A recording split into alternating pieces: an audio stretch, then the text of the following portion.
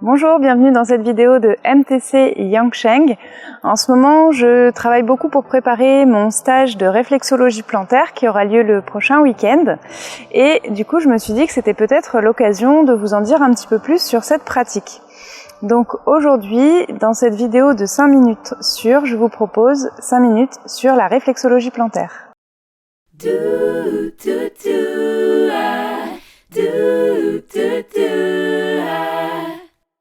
Je suis certaine que vous avez déjà entendu parler de réflexologie plantaire, mais vous ne savez peut-être pas trop en quoi ça consiste.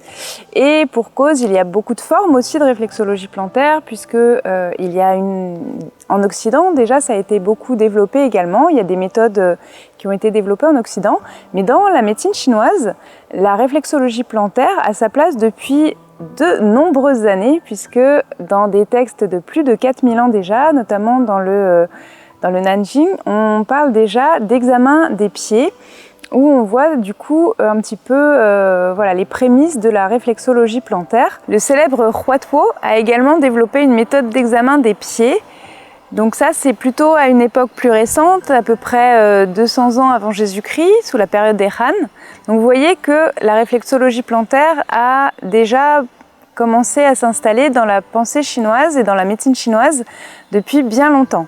Aujourd'hui, c'est donc un des outils secondaires, enfin on va dire, c'est pas un outil principal au même titre que l'acupuncture, mais ça reste un outil de la médecine chinoise. En réflexologie plantaire, on a une autre grille de lecture que celle des méridiens. On parle de zones réflexes, donc on peut retrouver ces zones réflexes au niveau de la voûte plantaire ou sur le pied en général, mais vous avez certainement aussi entendu parler de réflexologie palmaire, donc on a la même chose au niveau des mains, au niveau des oreilles, en auriculothérapie, on a aussi des zones réflexes au niveau du crâne, enfin on peut retrouver vraiment ces zones un petit peu partout dans le corps. En stimulant ces zones réflexes, on va pouvoir agir à distance sur les organes, sur un petit peu toutes les parties du corps. On va retrouver la tête, on va retrouver la colonne vertébrale, on va retrouver l'estomac, donc c'est vraiment très pratique. C'est à la fois un outil diagnostique, puisque souvent justement quand il y a des douleurs qui sont récurrentes à certains endroits de la voûte plantaire, on va pouvoir s'interroger sur l'organe ou la partie du corps qui correspond et essayer de voir s'il y a un problème à ce niveau-là ou si c'est un problème plus local au niveau du pied. Mais c'est donc également un outil de traitement très efficace et qui permet justement donc de masser un petit peu tout le monde. Les techniques de réflexologie plantaire chinoise sont différentes des méthodes occidentales. Elles s'approchent aussi des techniques Thaï, que vous connaissez aussi peut-être. C'est un massage souvent plus douloureux parce qu'on va vraiment insister sur les zones, en particulier les zones douloureuses.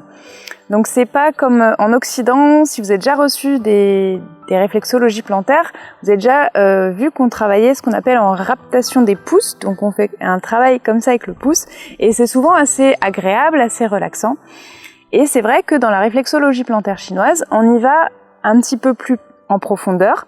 On va parfois utiliser les articulations des doigts, sinon on peut également utiliser le pouce.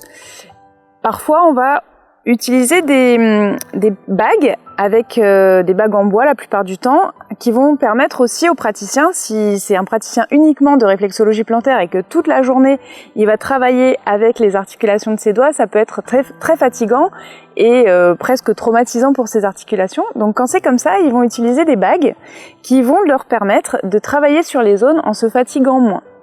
Alors moi, quand je forme en réflexologie plantaire, c'est vrai que je préfère qu'on utilise les doigts parce qu'on a plus de sensibilité, surtout quand on n'a pas trop l'habitude. Après, ces praticiens-là, ils travaillent toute la journée, donc en général, ils ont vraiment le juste dosage.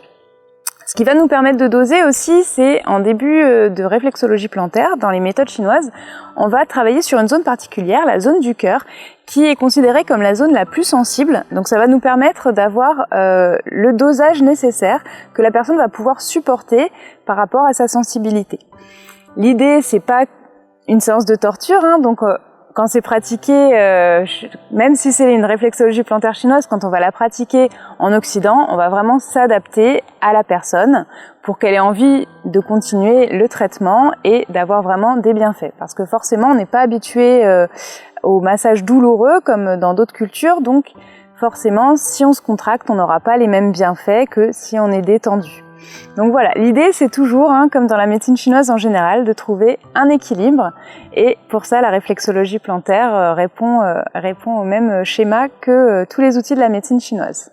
Voilà, je vous en ai pas dit beaucoup, mais j'espère que ça vous a donné envie un petit peu de vous renseigner sur la réflexologie plantaire ou d'expérimenter.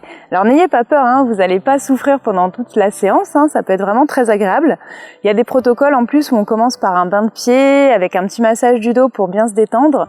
Donc vraiment, voilà, c'est une heure de soins très, très agréable et surtout très efficace, pendant laquelle vous vous détendrez et à la fin de laquelle surtout vous aurez vraiment des effets vraiment sans équivoque que vous ressentirez très nettement.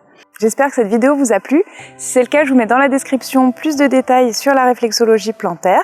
Et si ça vous a donné envie de vous former à cette méthode, je donne donc un stage le week-end qui vient, donc le 22 et 23 octobre. C'est un stage sur 2 week-ends, donc il y aura un week-end encore le mois suivant. Donc si vous êtes intéressé, il est encore possible de s'inscrire, mais bien sûr ne traînez pas puisque ça commence dans quelques jours. Et si vous êtes intéressé par mes vidéos, je vous invite à vous inscrire à la chaîne, à activer la cloche si vous voulez recevoir les notifications à chaque fois qu'une nouvelle vidéo paraîtra. Et je vous dis à très bientôt pour de nouvelles vidéos.